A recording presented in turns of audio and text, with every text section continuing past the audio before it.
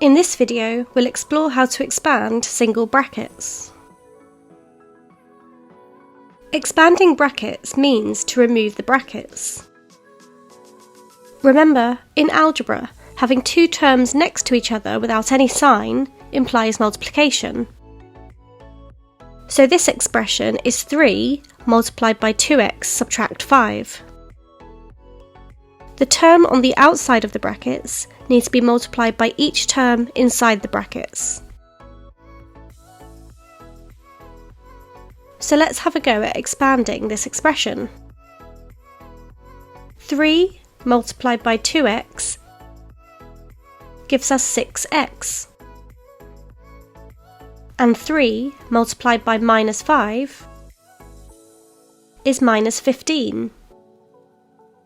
So this expression is expanded to 6x subtract 15. I'm going to expand 6 different examples now.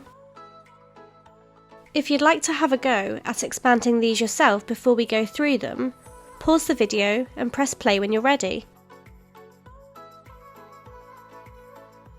Here's the first expression. Minus 4 multiplied by y is minus 4y.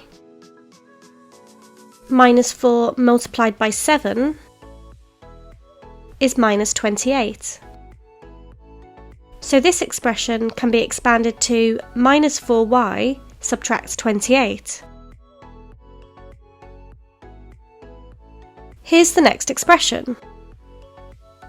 5 multiplied by 3a is 15a. And then 5 multiplied by minus 2 is minus 10. So this expression is expanded to 15a subtract 10. Here's the next example. Minus 2 multiplied by 4b is minus 8b. And minus 2 multiplied by 9 is minus 18. So this expression is expanded to minus 8b subtract 18. Here's the next example, and in this example we have two variables, n and p. 4 multiplied by 2n is 8n, and 4 multiplied by minus 3p is minus 12p. So this expression can be expanded to 8n subtract 12p.